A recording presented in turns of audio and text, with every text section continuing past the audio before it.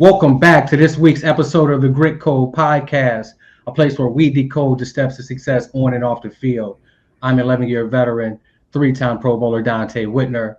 My co-host is number 378, Hall of Famer Mr. Patrick Willis, and none other than the tallest man in journalism history, Bay Area TV analyst and radio show host, Rod Brooks. Guys, week 3 of the NFL season. And I like to categorize this week as a defensive dominance where we had a lot of interceptions and fumbles ran back and a lot of fourth quarter blocked field goals that saved teams this week. But I like to get right into the 49ers. And though they moved on to 3-0, that came at a devastating loss by losing all-pro and cornerstone Nick Bosa. Pat, I'll start with you. How big of a loss is this for the 49ers? And can they continue to dominate on the defensive side of the ball without Bosa? Yeah, man. It's a big loss to that defense. I mean, I just got the chills just thinking about him not being there because, he is a reigning defensive player of the year. And, he was off to a good start. But one thing I've noticed this year about them in training camp, being around their training camp, is that, man, they really worked hard together. And there was times that Bosa was not out there and they were still putting in the work. So hopefully all that work that they did during training camp will continue to pay off as it has been so far the first 3 games of the season. Hey, hopefully all that work they did getting those young guys, through the draft and guys that they've acquired over the last couple of years, getting those young guys up to speed and what they need to do to be a part of that defense overall to make it work. To me, that's been the biggest surprise, that those guys have actually, gotten where they needed to be so fast. But I tell you what, and obviously all respect to Nick Bosa and good thoughts as he goes through that difficult surgery and recovery. Man, as long as you got that dude Fred Warner out there. Because, man, he's on a different level right now. That, though, Rod, I think it's going to take more than that. And this is why the acquisition of Robert Saleh meant so much to the 49ers. And he's evolved. And you can watch his defense now, and you can watch the defense that he put out there in the past. It's vastly different. And right now, he's using the pieces. He's putting guys in position to display their strengths. And this is where you're going to see his maturation process and how he's grown, not just a head coach, but a defensive coordinator, where they're going to have to strictly rely on very stout run defense to put teams in adverse situations to where he can get creative and utilize Fred Warner, Dee Winters, and a lot of those other guys like Jair Brown that's in the big nickel package and Upton Stout. He's going to have to get very creative. So you're going to see his maturation process, and then the defensive backs are built for it. He's going to have to play a lot more man coverage. But if he can manipulate not just blitz, you have simulated blitzes where you show it from one side, you drop 3 or 4 guys, quarterback thinks the ball is coming out, will come out hot, he throws it to the defense. So you're going to see Robert Saleh's maturation process. Another thing that happened in that game, I watched the ability of Fred Warner and Dee Winters, and I realized what makes those guys special, Pat. Because their ability to, in zone coverage, in the open field, to know where their help is, like vice tackling. Did you see the open field tackle when he saw Fred coming from the inside and he's from the outside, and it allowed him to have a point angle into the hip of the running back? Tackling, he's executing in the moment. And then the anticipation in zone coverage, Pat, when you know that ball is coming out and you're anticipating it without false steps, how important is that for the development of these young linebackers and even Fred Warner? They should have had a couple interceptions out there. Yeah, I mean, right now those two are playing complementary football, and it's good to see. I said it before and I said it again. As long as you have Fred, you do have hope, and they are called the faithful for a reason.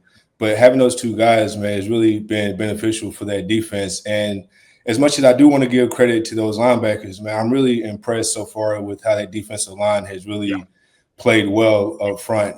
Me being a 3-4 guy in my years of playing a 4-3 in college, it was a little tough, but I wasn't sure how these guys were going to come into the NFL early, being coming out of college and playing that kind of football and then getting to the NFL. And, it's a little different. But so far, those guys have played really solid up front, which has allowed those guys to really be sound when it comes to the run. They've played okay against the run so far, and that's all you can ask for. But, yeah, when it comes to those linebackers, seeing them run to the ball, use their speed, and like you say, Dante, they're playing well together, and they using each other, and that's what it's going to take.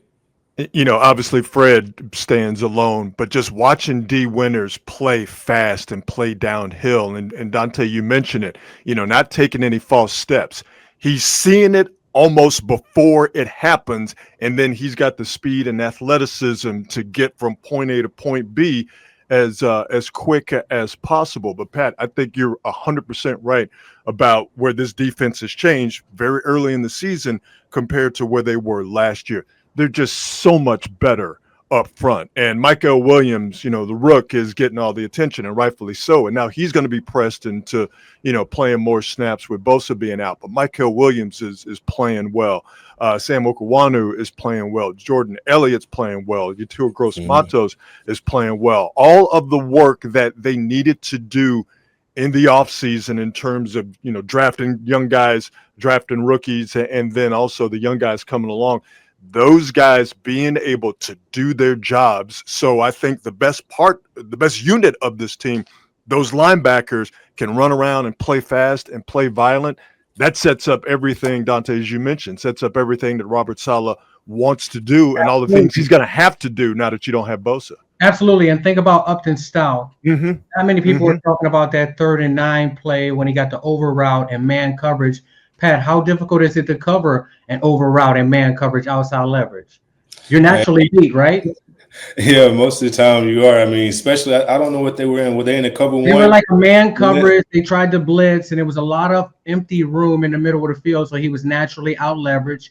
So for him to catch up to the wide receiver, and then you execute a technique in the moment, which is you fight through the hands of the receiver, right, with a lot of force, and you got to get that football out, and he executed. So if they catch that ball, the Arizona Cardinals are sitting at 3-0 right now, and the 49ers are 2-1. So that's a rookie. He's been received a lot of praise throughout training camp and is transitioning to game day. But there was another play out there I want to ask you about, because we praise Fred Warner and Dee Winters for their coverage skills.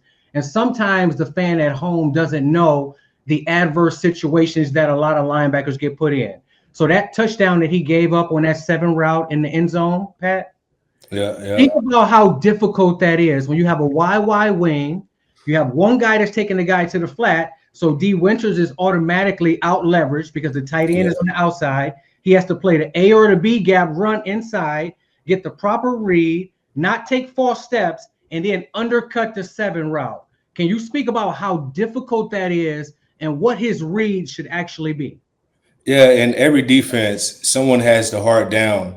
And in that, on the goal line, everything happens so fast, and you really have to be aware. And I know Dee Winters, he's young. He hasn't played a lot of football, and that play can really be tough for a lot of guys in that position. But I always say, play to your weakness first, and then come back to your strengths. And I know on the goal line, you think and run, but man, when you've been stout against the run, the first thing that has to pop in your mind, especially when you are the outside of that defense, front side, backside integrity, your eyes have to be on your man. And in that play, when I saw it, the first thing I said is, where was his eyes? And like I said, you have to be glued onto your guy. And then on top of that, once the play happens, you have to play the man triangle though, Pat, because they're gonna give you that.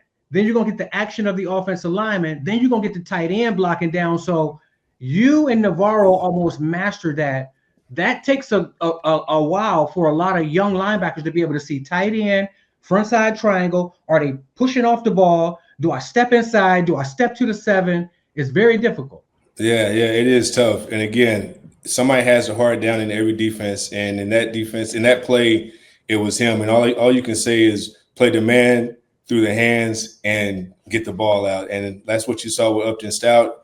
Play with poise, and he was able to finish that play and get it out. And Dee Winters, now I will give him credit too, because he did have another play in that game as well where he got the ball out on that tight end, McBride, and that was a heck of a play. He played through that, played with poise, and finished through the play and was able to get it out. So shout out to those guys. And again, shout out to that defense. I know it's still early. It's only 3 games in. It's a lot of football left. But if they continue to play complementary football, I think good things can happen for this defense. Unlike some other defenses that we are seeing that we are about to talk about. Growing up, I was a big Cowboys fan, and then, being drafted to the 49ers, it wasn't long that, I was bleeding red and gold, and that was my love. But, my eye still glues in every now and then on the Cowboys. And, they lost a big piece of their defense this year. Michael Parsons, I don't know if he knew something or if it was just fate was on his side. But, man, I think he got up out there at the right time, because that defense, it was like it would only be him out there playing ball. And like they're playing a lot of individual ball. But Dante, as a cornerback and as a DB, you played your whole life, man. That play by Trevon Diggs, what would you have done different on that?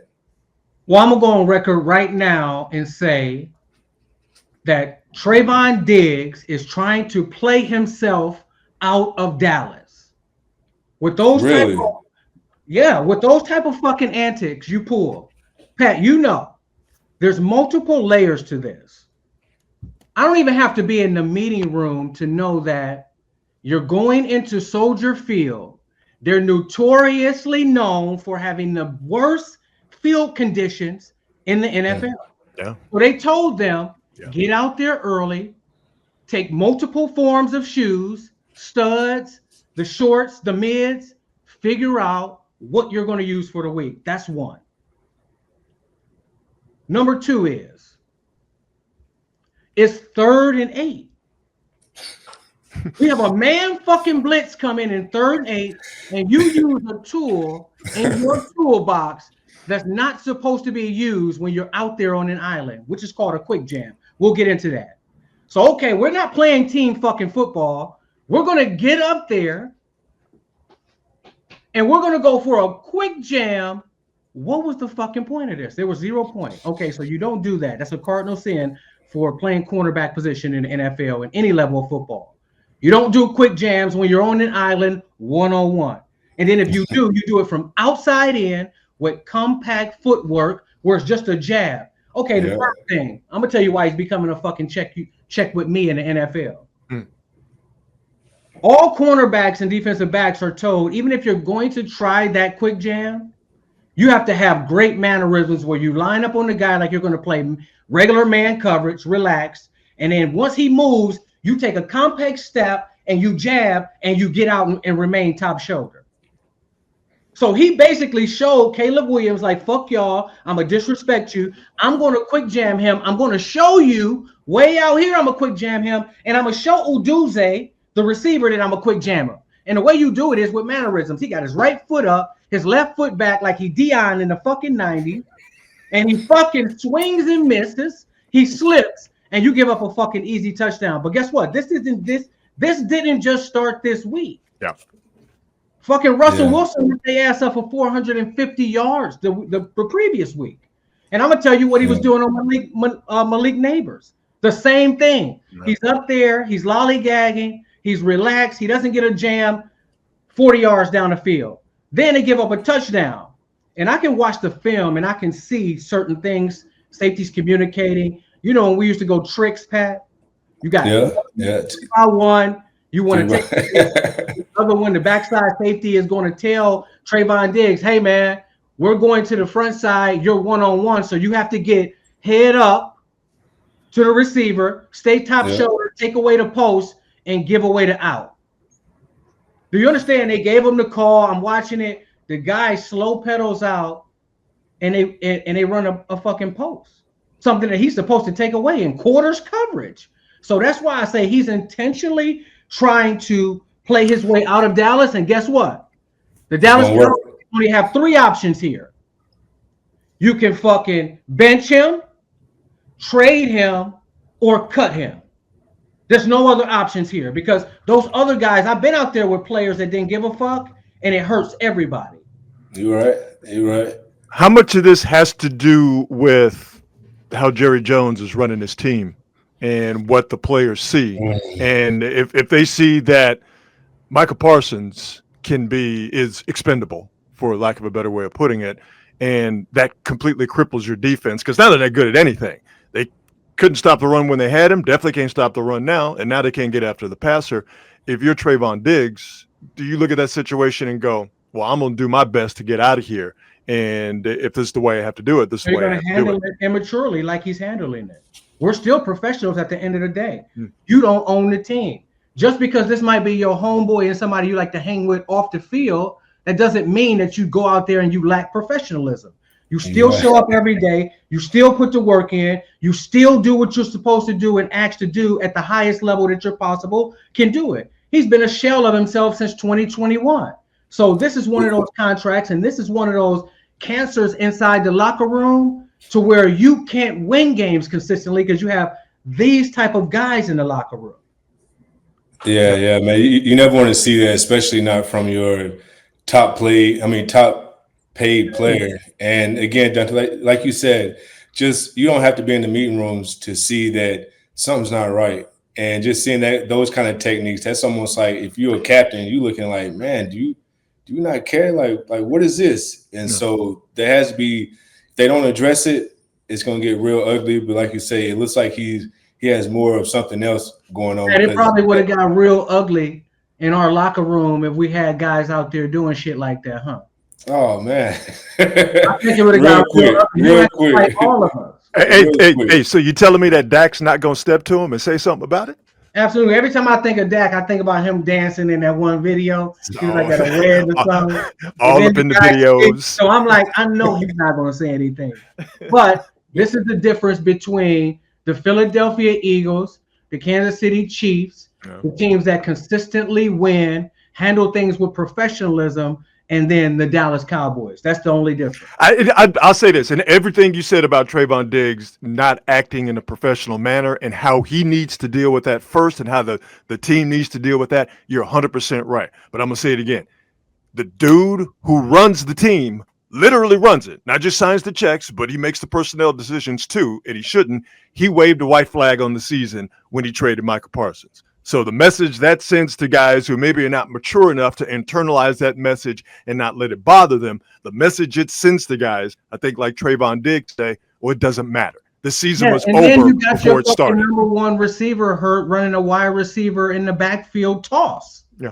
He wasn't supposed to be in that position. He's not Deebo Samuel. Protect these guys. There's a reason why he plays wide receiver. Yeah, he has the courage to carry the ball, but okay, now you get him hurt. No Michael Parsons. Trevon Diggs and the rest of that secondary is playing like shit. Their season is over. It's not a well-run organization, flat out. No, it's not. Which is crazy because it's the most valuable organization, most valuable sports team in the United States and on the planet. People love drama. Get it? Hey, I'm a firm believer that shit runs downhill. Yeah, dude. It looks like it's doing that over there. So. He ain't lying. It might go slow, but it's go for sure. Huh? It's a scientific fact. It doesn't look good. It doesn't look good. On the other hand, we got Daniel Jones and the Indianapolis Colts, and we have the 49ers 3-0, the Philadelphia Eagles, the Tampa Bay Buccaneers. These are teams that are 3-0. And Pat, we've been 3-0. Which of these teams do you think can continue this streak of winning and separate themselves from the others?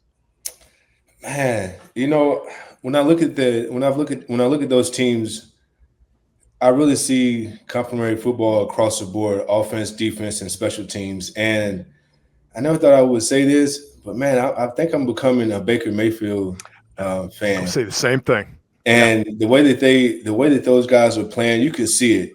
You can look out down the field, you can see guys playing with passion, like they're playing with vision, like they're playing on purpose. And when you have a running back, when you have a running game, and you have a passing game off the running game, and you have a defense, I think you are poised to do something special. And so I would say that the Tampa Bay Buccaneers 3 comeback victories.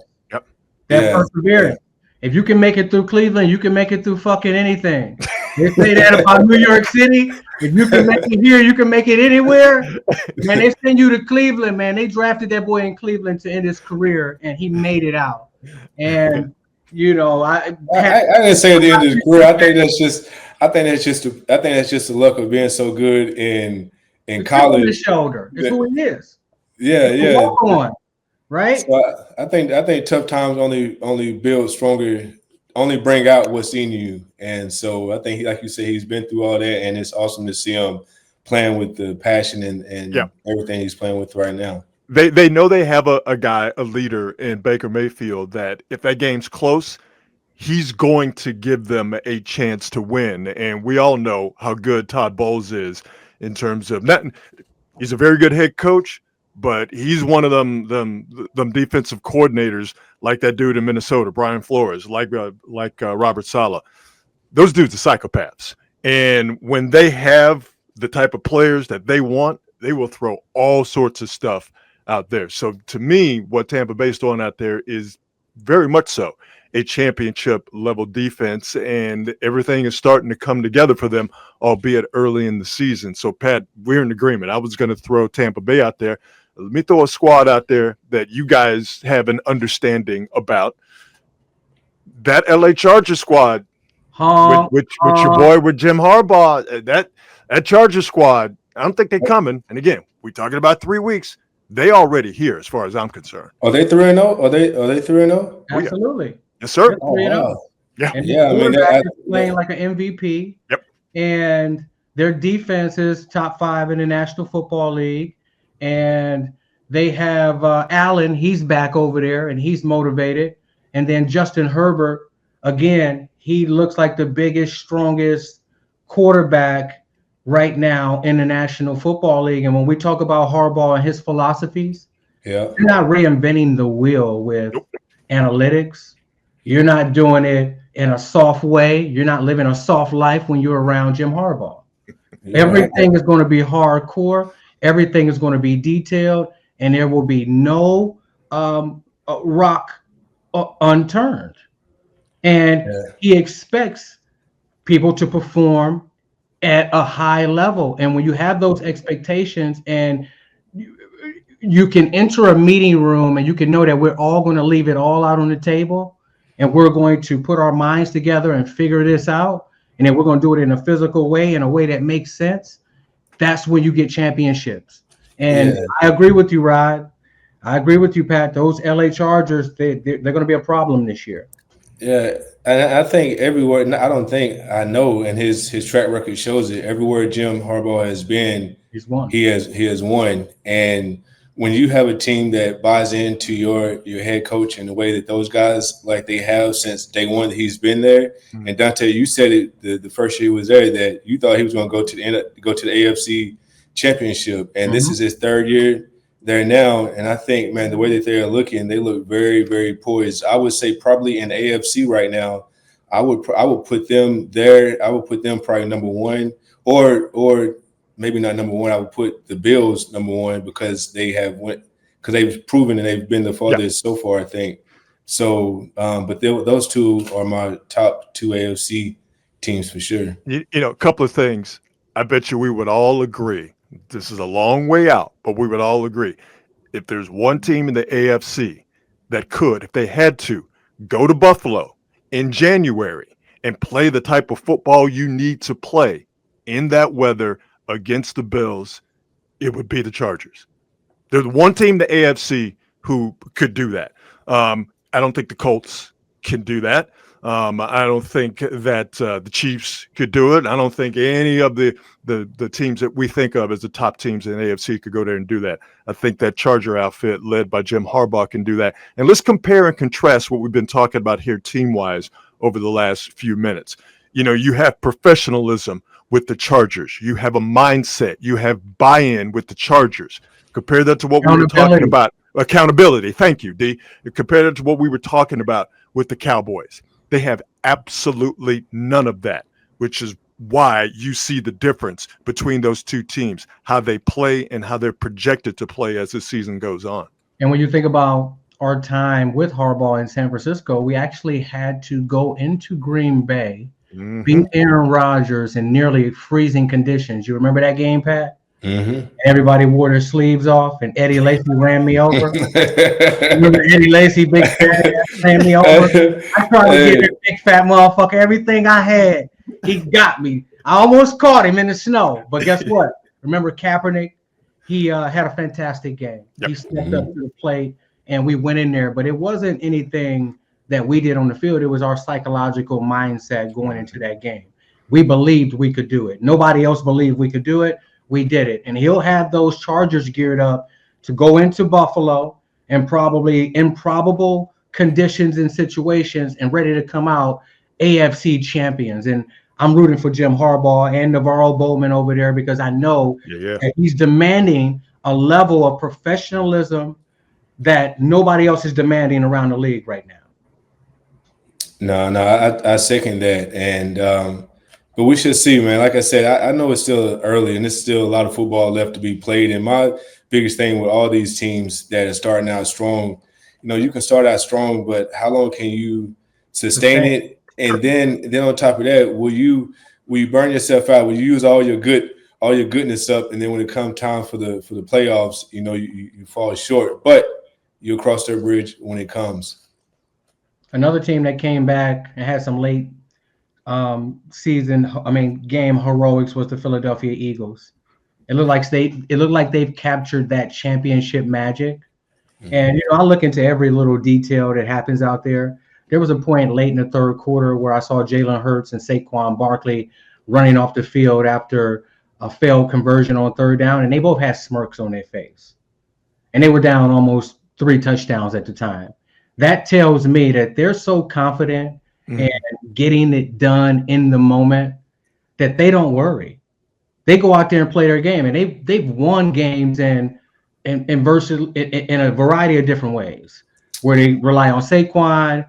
It'll be Smith that steps up. It'll be the tight ends. It'll be the defense. It'll be blocking a field goal and running it back. They have the championship magic, and it looks like it's worn off with the Kansas City Chiefs. They're struggling right now to put away even the most average teams right now. Yeah, that's 2 years.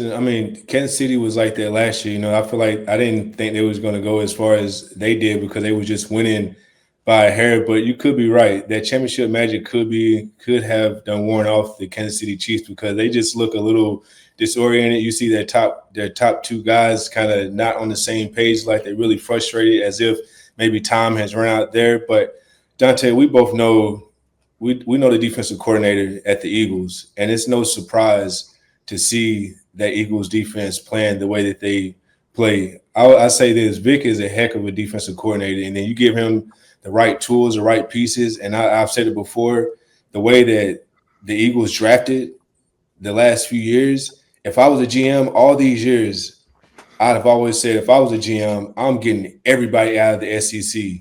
Especially on defense, because I know they know how to pound in those trenches, and the games are won in the trenches. And so looking at that Eagles team, I won't lie, it reminds me of us, where it wasn't a time in my mind that I did not think we was going to go out there on defense and stop an offense over and over again. And then I would smile because I knew what we had on the offensive side with Frank Gore, with Vernon.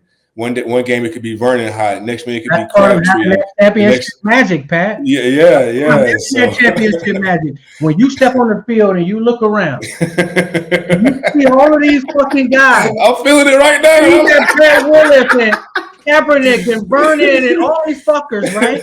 And you know how fucking hard you worked all training camp and what you've been through, and all the extra study and the meeting and the walkthroughs.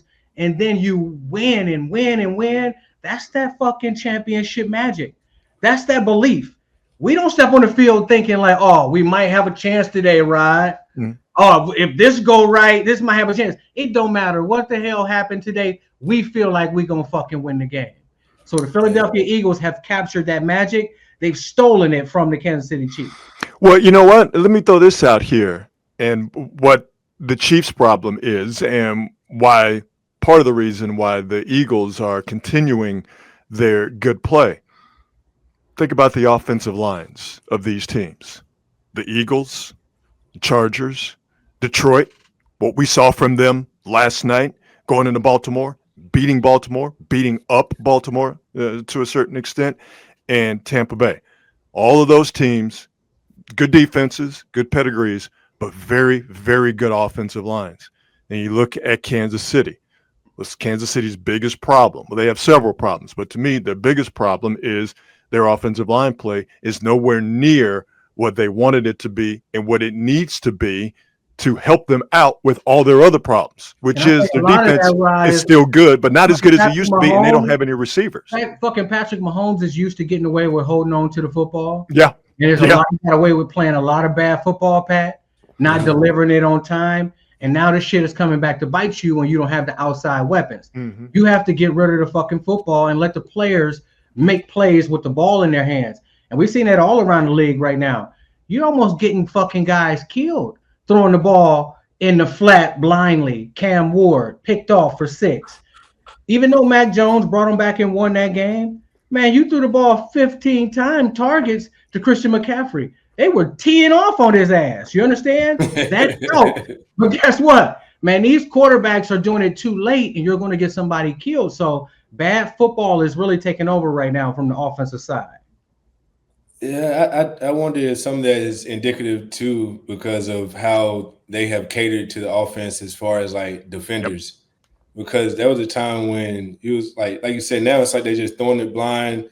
Yeah, like they're just throwing it just even crossing routes across the middle. Yeah, even crossing routes across the middle and different things. I'm like, man, well, that was a time where you would get your whole head pushed all the way down to the bottom of your soul, like because you going across the middle like that. But now you got to worry about if you hit a certain way, and that's why I don't want to go back too far, but that's when I remember for me the game started like changing to where I'm like, man, like what's happening to the game of football for me? Like I love when you could just deplete someone, you could just erase someone, and now we have to take care of them. And don't get me wrong, I'm not trying to hurt anybody, but there's something about when you go to catch that ball or when you go to run that ball and you know that you're finna get a whole bunch of this face mask or this shoulder, like in the right place. Like I said, you just know you're finna get it all like a sledgehammer. Like that makes you think twice about catching the ball. So you're right, Dante. I mean, it is almost like they're just throwing the ball blindly, but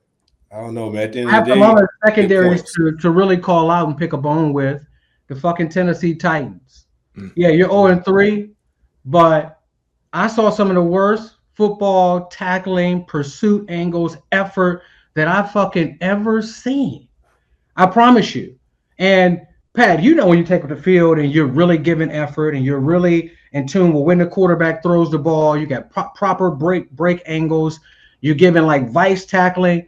Man, they played the worst game that I've ever seen from a secondary. Hopefully those guys out there get it together out there in Tennessee. And that's where I want to go into the grit code defensive plays of the week. There was some phenomenal plays this week.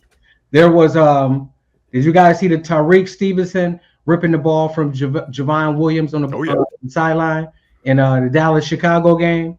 I thought that was a phenomenal play. You had your boy Isaiah Rodgers, the corner out there in Minnesota, touchdown for interception for a touchdown, and then the fumble recovery for touchdowns. I thought that was a historic day. He will be going to Canton for that. The Jordan Davis blocked field goal and recovery and get to 18.6 miles per hour. How impressive was that, Pat?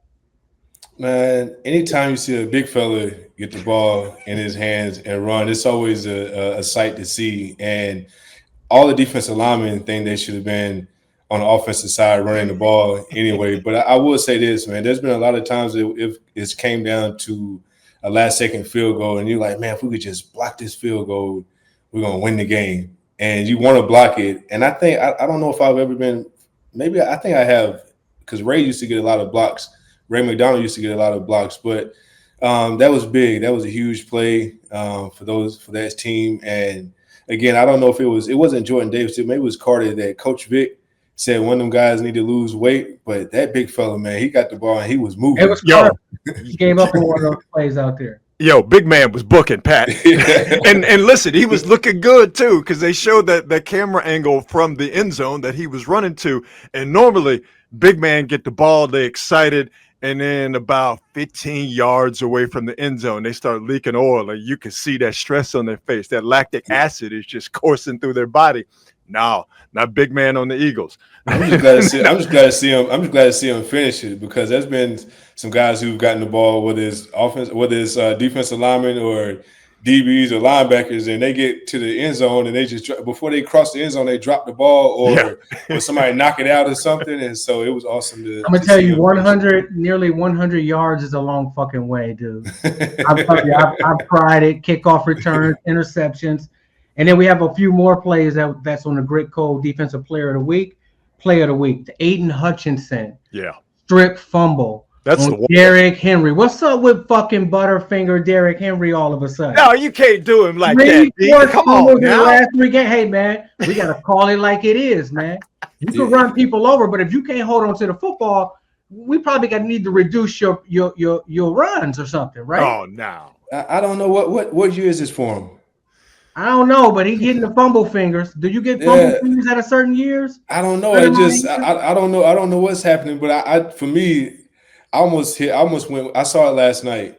Him get stripped by Aiden Hutchinson, and that was just a heck of a defensive play by him to just not give up on the play. But man, my dad used to always say something when we'd be playing baseball or any kind of sports, baseball particularly. If we go up to that plate and we got sunflower seeds in our mouths or we're trying to look pretty and just all kinds of stuff. The first thing he would say is, take that off, spit that out. That's why you can't focus in. And I'm going to say this. You know those arm, and I've tried to do it before, you know those arm sleeves that you wear? You know, you want to look cool. And don't get me wrong. I see his pads and you want to cover up your elbows and stuff. But, man, I think sometimes if you got that ball against your bare skin and you holding it tight, I feel like that would help a little bit more than just having that loose sleeve on. Again, that it's little small things, but I would say, man, take them sleeves off and go back to the old school when you was young and you was running for your dear life or you was running to because you haven't arrived yet. Sometimes I don't know. Well, I don't know it if was it's just a great play from the defender. You know. No. It was absolutely a great play from Hutchinson. Yeah. But I think both of your points are valid. I learned from you guys, covering you guys, Pat, that y'all didn't like wearing those sleeves because it would make the ball slippery. That's why you guys didn't wear them back in those Harbaugh days. And D, you're 100% correct. Aiden Hutchinson made a great defensive play. He is a great defensive player in the game today. But it sure seems like with 3 fumbles in 3 games and these 2 punch-outs we've seen, it sure seems like teams have either seen something on film where they know tackling Derrick Henry is hard. But if you get near him, start punching at that ball because for some reason, whether he's not carrying it high and tight like you need to, or whether it's because he's wearing those synthetic sleeves, that getting him down is hard, but punching the ball out might be your best chance to get a negative play out of him. So to me, it's clearly something that teams are seeing, they're keying in on and picking up on. Absolutely, because if he gets a head full of steam, can't stop him. It's going to be hell to tell the captain. I'm going to tell you that right now. You think guess what? NFL teams and defenses have figured out what's his kryptonite. He's fumble fingers. So you get close to him, you take a shot at the football, somebody else go low, somebody else go high. Hey, we sacrifice our bodies. So it's going to be in his head. Pat, you know how if you can't cover a certain route and you have trouble in practice or you get beat a few times in a game, that's in your head, right? Until you correct that. As a running back, when you have a few bad plays, a few fumbles, it's in your head.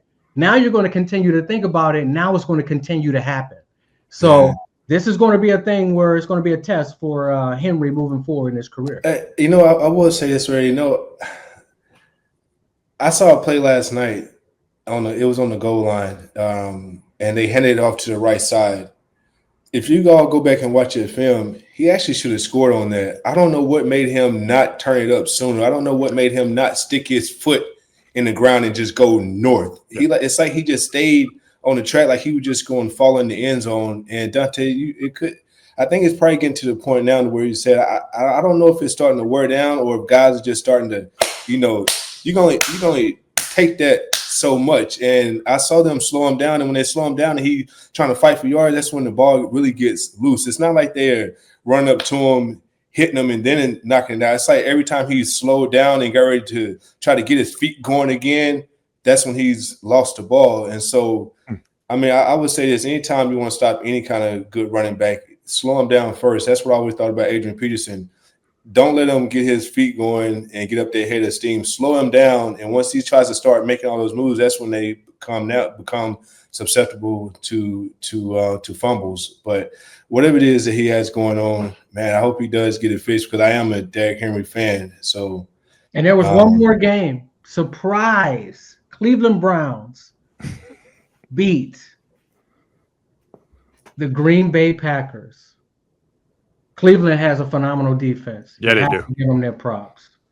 And they made a significant defensive play with 3 minutes remaining in the game, 10-3 score. Jordan Love back to pass and throws the ball directly to Grant Delpit, who sets up the score. And then the Cleveland Browns end up beating the Green Bay Packers at home and saving their season. That's another play that's on the Grit Code Play of the Week.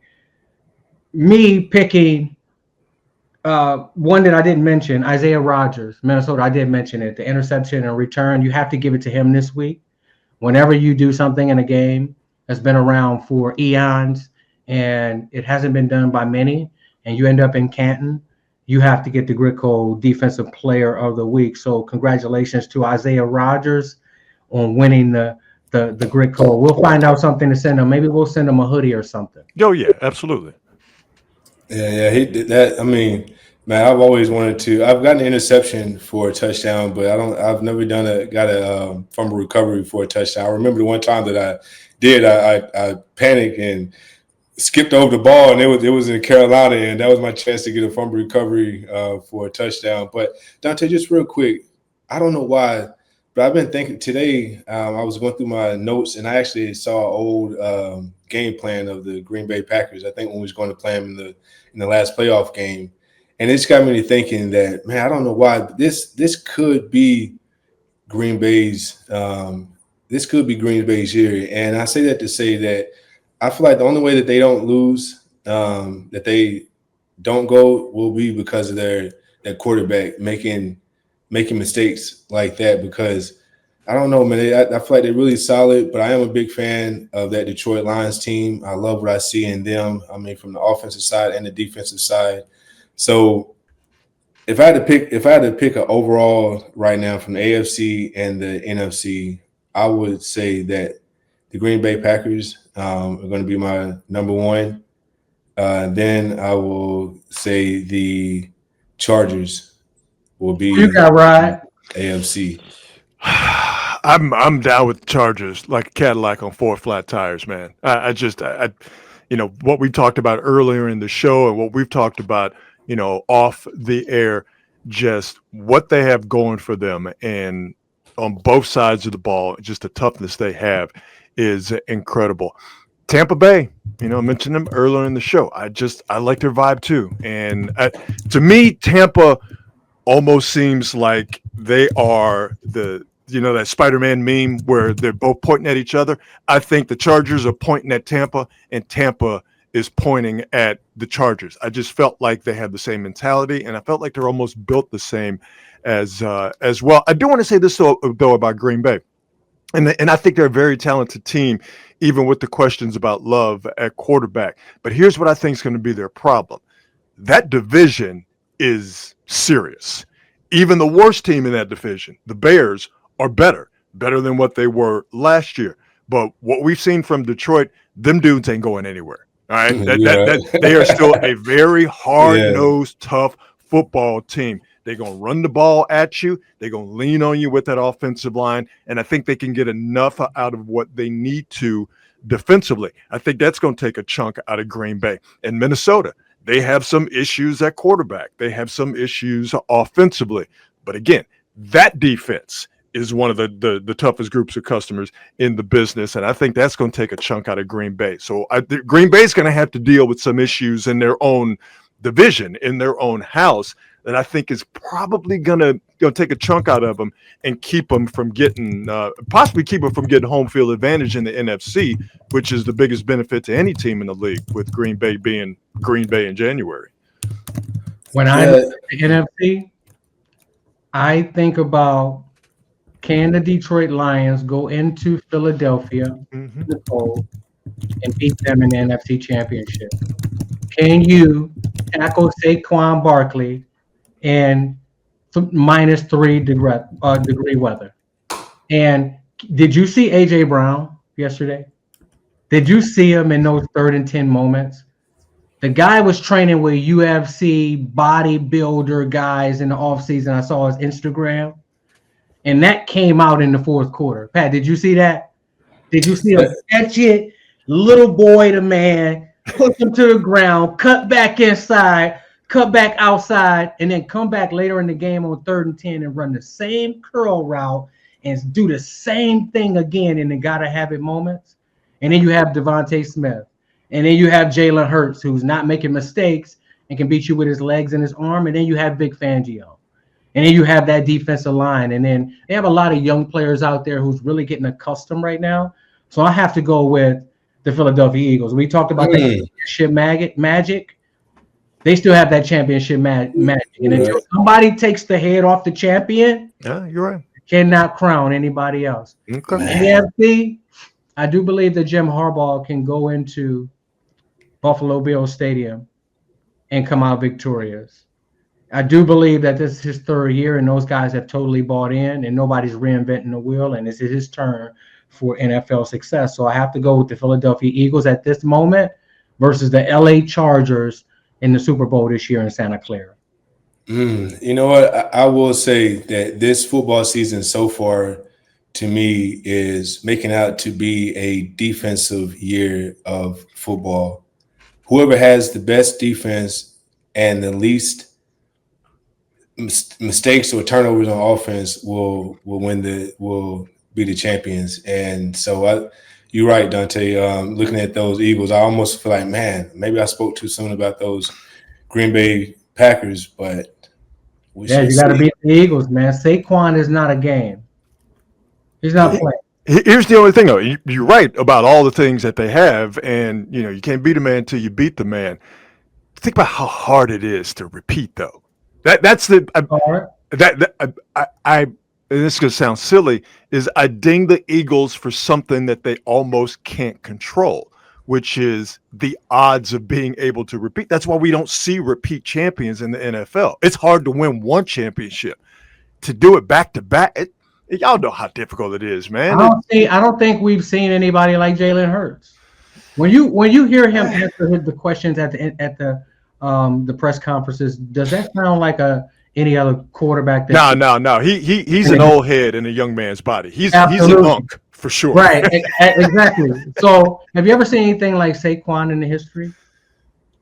Pat, when you think about Vic Fangio, was that the best defensive coordinator you ever had? Did he basically know what was coming before it came? Yes. Did he basically have the perfect call for the defense like almost every time? Yeah, he'd be on his stuff, man. So when you think about that, and I think about everything that contributes to winning and, doing what they're trying to do, which is going to be difficult, I think they have the perfect pieces in place. Do they have to have home field advantage throughout? I don't think they have to. When you have a running game and a defense, I think that you can have success in any arena. So we'll get into that. It's a long season. So, thank you guys for tuning in to this week of the Grit Code Podcast, where we decode the steps of success on and off the field. Tune in with us each and every week. We'll keep you live and fresh, updated content. The Grit Code is where it's at, baby.